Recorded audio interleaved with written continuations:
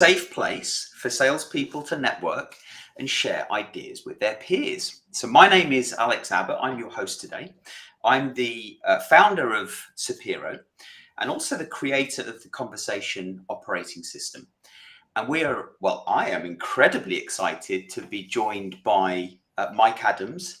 But I'm going to hold that just for a moment. Let's start with Adam. Introductions. Hi, I'm Adam Gray. I'm co-founder of DLA Ignite. We're the world's premier social selling education company. We help organizations generate more conversations. And we're the only organization in this space that has a training program which is accredited by an independent professional body, in this case, the Institute of Sales Professionals, which we think makes us rather special. It does make us rather. We don't think it does. It does make us rather special. Let's be honest. Yeah, I would agree. But let's hear from our audience whether they think that makes us rather special. Let's not. Hey. Yeah, and I am delighted to welcome Mike Adams, who is the author of 7 Stories Every Salesperson Must Tell. Your questions are highly encouraged. I'm hoping this is going to be an interactive session, but without further ado, Mike, do you want to introduce yourself and tell us a few words about you? Sure. Yep, I'm very happy to be here. Happy to meet your audience. I guess I should tell a short story about why I'm here and what I do. One of the types of stories in the 7 Stories book, we call it a connection story. It's a story that says, who are you? And why do you do what you do? What's your reason to be in front of your client? So like many of you on this call, I was a salesperson for very many years, a sales leader for more than 15 years. And I guess the only different thing about my career compared to probably most of you was I jumped industries 6 times in my sales career, mostly through poor management, not really through design.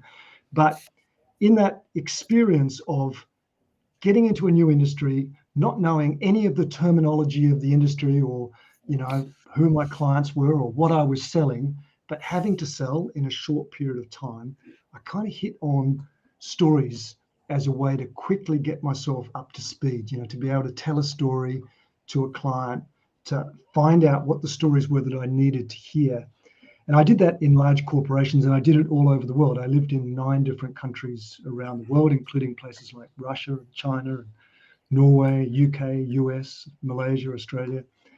And but I got sick of working for large corporations in 2015, and I wanted to see if I could solve the number one problem I had as a sales leader across all those industries. And that problem is, very simply stated, how to get my salespeople to say the right thing. I think you might know what I mean. We, and I include myself in this, we often say the wrong thing. We jump in too quickly with our products and services and our offering. We don't really connect well before we kind of try to explore what's going on with our clients. We kind of miss each other. Yeah. And because I'd spent so many years sitting next to my sales guys, meeting senior clients and wanting to kind of kick them under the table, I thought I would see if I could solve that problem. And I started off in Melbourne in Australia. I'm currently in Hobart, Tasmania. Started off delivering a kind of combination of storytelling and classical questioning and listening skills, let's say variations of spin selling and solution selling, this kind of stuff. And after about 18 months or so, I had quite a few clients, mostly Australian clients. And because I'm an engineer by training, I thought I will ring up all the people that I've trained and I'll ask them very specific set questions to see what they remembered. It's a very salutary experience. What I discovered was almost all the people I trained remembered pretty much 0. Some of them told me about things I hadn't taught them.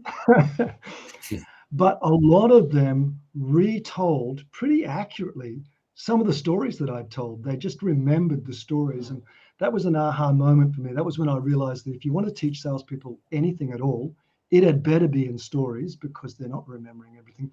As a profession, us salespeople, we're pretty confident that we're good at our job, even though we're mostly not that great. Buyers have to buy anyway, and we don't really take instruction. But if we put stories into the instruction, and if you get the fundamental idea, and this is the fundamental idea is you need to tell a story to hear a story. If you want to find out what's really happening with your client, you've got to get them telling you what's happening specifically on their site. So anyway, that's a long introduction. Sorry, Alex. Yeah, and that's great, Mike. There's a lot there. I think we can start to unpick. But when I think about the role of a salesperson and the challenging job that they have in 2023, in largely as a result of that changing buyer behavior, if we were to take a sort of a logical flow, and I know buying isn't a logical linear flow necessarily from our perspective as salespeople, but if we think about prospecting and how digital we are today, and then we think about sort of deal, opportunity qualification, deal management, and closing. If we just separate those two things for a moment, I think most salespeople struggle to get in front of their prospects, their buyers, their contacts. And so what are your thoughts on being able to tell stories digitally before you're even in front of the prospect? Yeah, well, that's, I think, the most interesting way to connect with your client is to tell stories. Your stories can be really short. They don't have to be long stories. You can introduce the concepts of your products and services in quite short stories. Now, I should be clear, because it's not always the case that people understand exactly what a story is. So stories have to be a sequence of events. This happened, because of that, this happened, and then this happened like that. If there's no sequence of events about things that happen, then it's not a story. Okay. So that's the first thing I really appreciate. So the most common way to prospect is to engage your client with a success story, with an example of how another client has succeeded with what you do. And there's all sorts of ways to write that in social media. You can write it as a mystery, what happened next. You can start with the end and work your way backwards to how it started. You can definitely play around with the sequences, but for it to be a story, it has to concretely be about something that happened. Okay. And it could have a future element to it, but something happened, and therefore this is going to happen. Yeah. What it can't be is assertions and just facts and figures. It has to be a sequence. Okay. So in a world where we are, our buyers are paralyzed by insight, what are some tips that you could, because there's so much insight out there, and salespeople have been taught for many years, it's all about how clever your insight is and get that in front of your buyers. But what are some tips that you can give our audience to take perhaps something that is factual, like insight, that is important to get in front of your buyer, potential buyer, but turning it into a story? That's one bit. And the other bit is, how human do you think we should make these stories? Well, okay, I'll answer the second part first. Stories should be about people. They should have characters in them. That's fundamental. Yeah. To talk about insight, so probably the most famous work on insight in the sales field is the Challenger books, the Challenger Sale and the Challenger Customer. So those are the books that really formalized how to go about researching, creating insight. What they miss fundamentally, in my opinion, is realistic conversation models for delivering that insight, because they're works of academia, and they come across as dry assertions, those insights. That's typically the problem salespeople have, is they deliver insight as fact.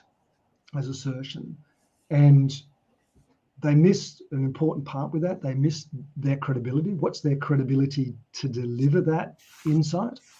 A friend of mine here in Australia laughingly calls it the problem of the 17-year-old salesperson delivering insight to the 55-year-old procurement manager. Who are you to deliver that? And the solution to that is, you have to do all of that work. You have to create that insight that's going to be valuable to your client. The Challenger books define insight as a piece of information that is commercially valuable to your client that they don't appreciate. They don't understand it yet. And the best way to deliver it is with what I call an insight story, which is the story of how you discovered it. How did you discover that insight? When you tell that as a story, it could well be that the character in that could be one of your researchers, it could be one of your marketing people. You tell that story about that person and how they discovered that insight. It instantly is interesting to the client. It solves the problem of the 17-year-old salesperson and the 55-year-old client because you're telling someone else's story, how they discover that insight. They listen to it. The client will start from the same position that you were in when you were working out that insight. Typically, you're trying to discover the insight, you have lots of false steps, and then you have this aha moment, this really works, and this is how it works, and this is what it means. So that story, the insight story, is the way to deliver insight, and the way any salesperson can do it with authority. Okay, I love that. It reminds me, bit of a shameless plug here, I'm afraid, but it reminds me of the journey I've been on myself for the last three years, and the program that Adam was talking about in his intro. Me and my company resell that program. So we've been testing outbound prospecting strategies for 3 years. And we came across this program. Adam and I worked together back in 2014 at Oracle, but I came across Adam again 2 years ago and had an aha moment. Became, the team and I became expert. Took a year to become experts in this program, and then we started tracking all the behaviors and creating insight as a result of following all of those behaviors that are in the program.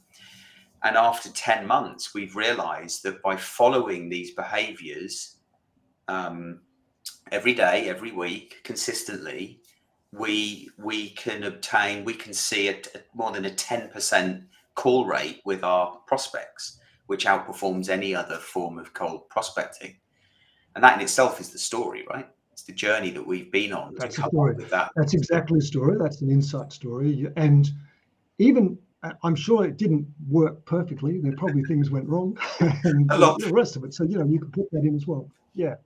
Okay. So it's important to have those, I guess, I'm thinking of a story and I'm thinking, well, you want the villains in the story. You want the characters. So for me, the character of the insight story is the person who discovered the insight. So in the story you told, you were that person. So you tell the story from your perspective. Yeah. But, in a big sales team, very often the salesperson is not the person who discovered the insight, but they need to know how that insight was discovered, what was the journey, and be able to tell that so that they can really pass that meaning to the client. If they just jump to the insight itself, it's abstract and difficult for the client to accept. Yeah, I guess that that when you give it the build up, like any film, you don't have and then he kissed her and they rode off into the sunset. There's a bit of stuff that goes before. We don't anyway. No, we don't start to there. give that to give that context and meaning. And I think that a lot of the time when one is pitching one's services or products to an organization, there is not enough of that context being laid first. So, okay, we've got a load of clients and one of them got this and one of them got this and one of them got this. Is those facts, even though you're dressing it up as a case study or in your own mind, you're using it as a case study or an example of a client success. Actually, it isn't. It's just a series of words. So you need to tell the story. There was a client, and we got very close to this particular person, and they were struggling with the following 3 issues. And what was interesting was they tried every way of solving those issues, and then they stumbled upon this. And what happened was that meant that they were able to do blah and blah and blah, and this was the end result that they got of that. And that, you take the listener on a journey, don't you? I mean, that That's was right. not the story that I would deliver because it was done on the fly, but you know what I mean. Yeah, so another type of story that we describe in the book is called the success story. And the success story, the central character is your client, your other client who succeeded. So what was their situation before they met you, the vendor? What were their alternatives? What was they struggling with? How did they meet you? Almost always interesting. How did they meet you? Was that through request for tender, or did you meet them in a networking event? Did you cold call them? How did that happen? And then what's the plan that you worked on together? A mutual plan. We're going to make the client, the succeeding client, the central person, so they have agency in the plan. And then what failure did you avoid? What went wrong or could have gone wrong? What was the client concerned about? And then how did you succeed? Yeah. When you run a pattern, if you like, you avoid the problem of the case study, the classic marketing case study, which I'm going to tell in Australian style, which is, here's our other client in the shit. We came in and fixed everything, and now it's brilliant. This doesn't sell. This doesn't sell because your prospect doesn't want to be the bunny in the story, right? You're just making the vendor look good. You're not showing how the client actually solves their problem. So that's another class. That's a really important story for salespeople, how you tell the story of how your clients succeed with your help, with your guidance, but not with you as the hero. Yeah. So there's an interesting question, great question here from Jackie about sharing insight from your book that you believe has the most significant impact on sales professionals. Is there one that really you think is the most impactful technique or story?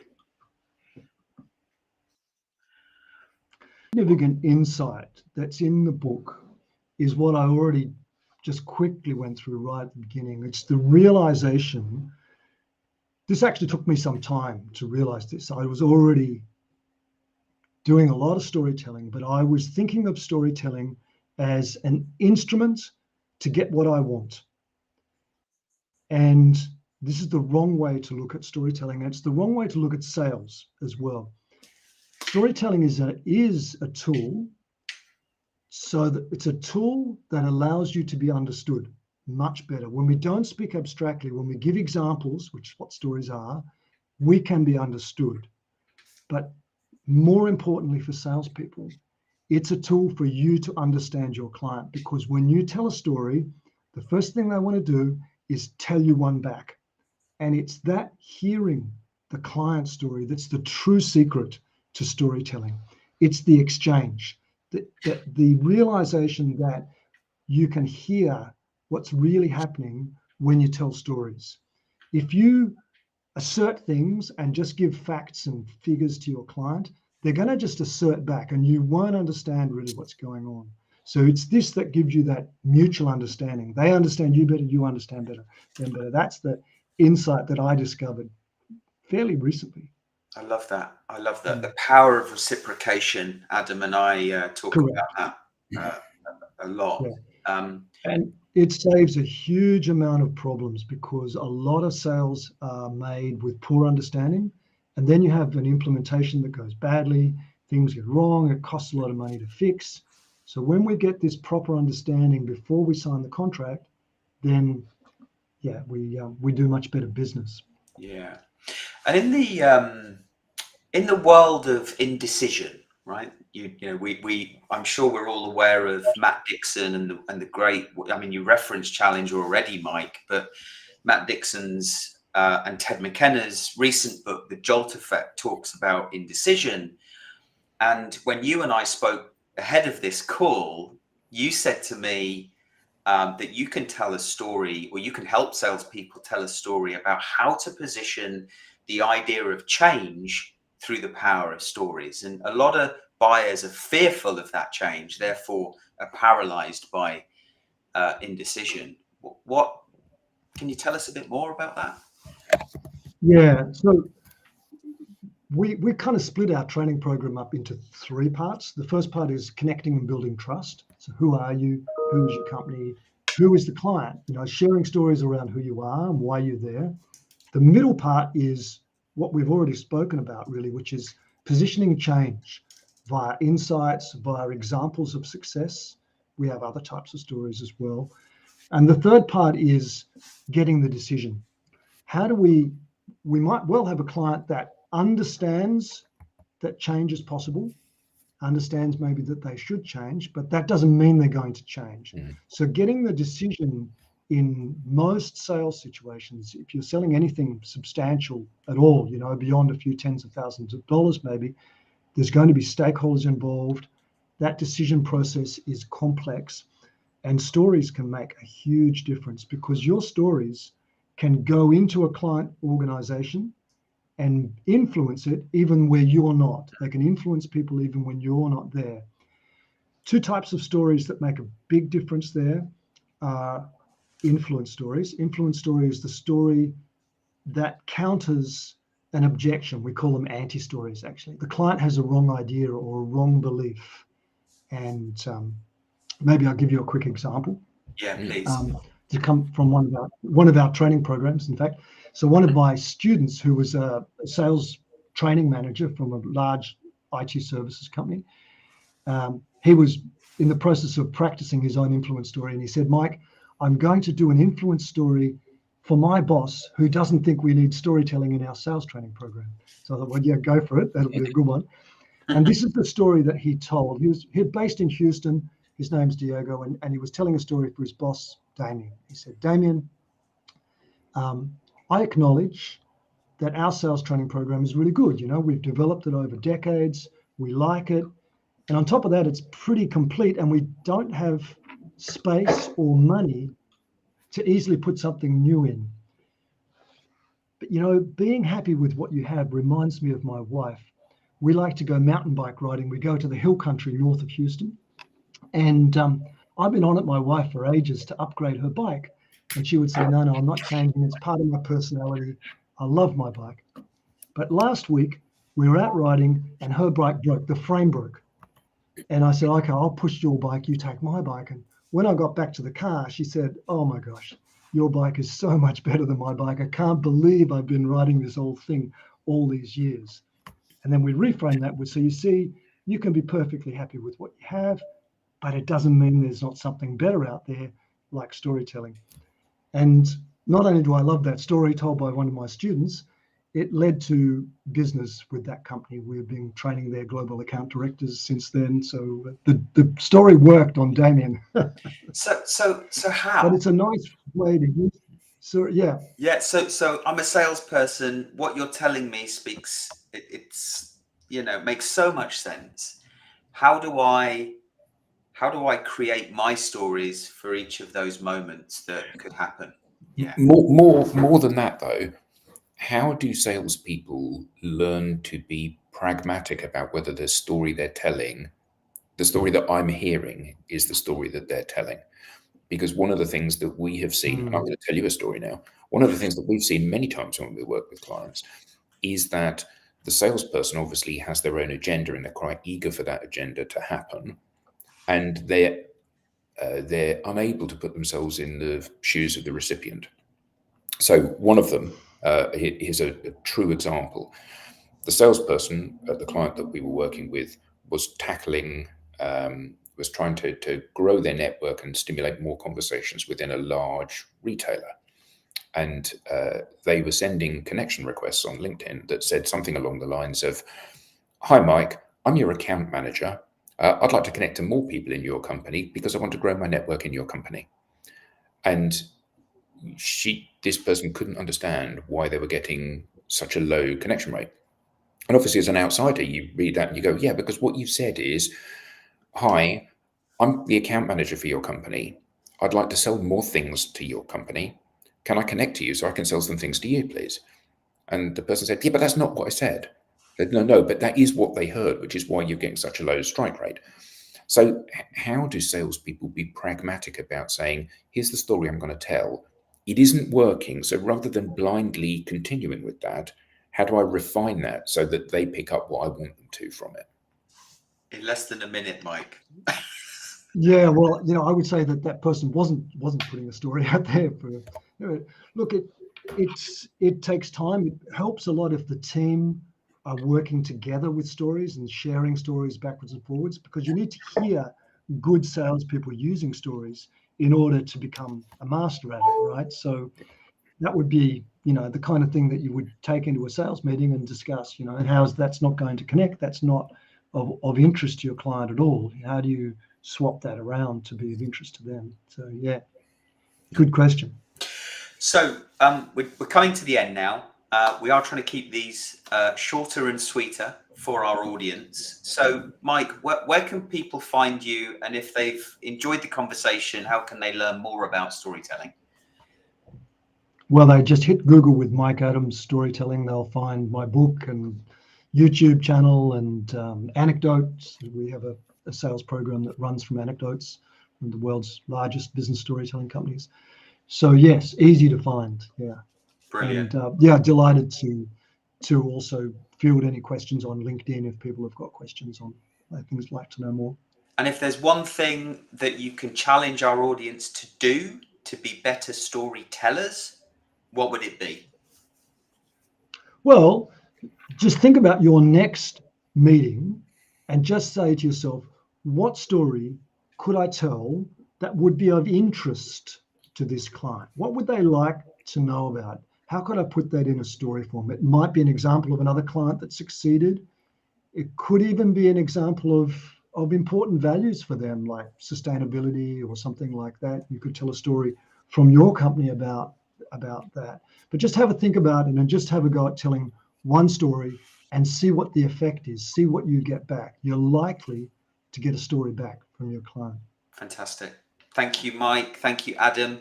Thank you to our audience. We will see you next time on Sales TV. Have a great week. Bye-bye. Thanks, Adam. Thanks, Alex.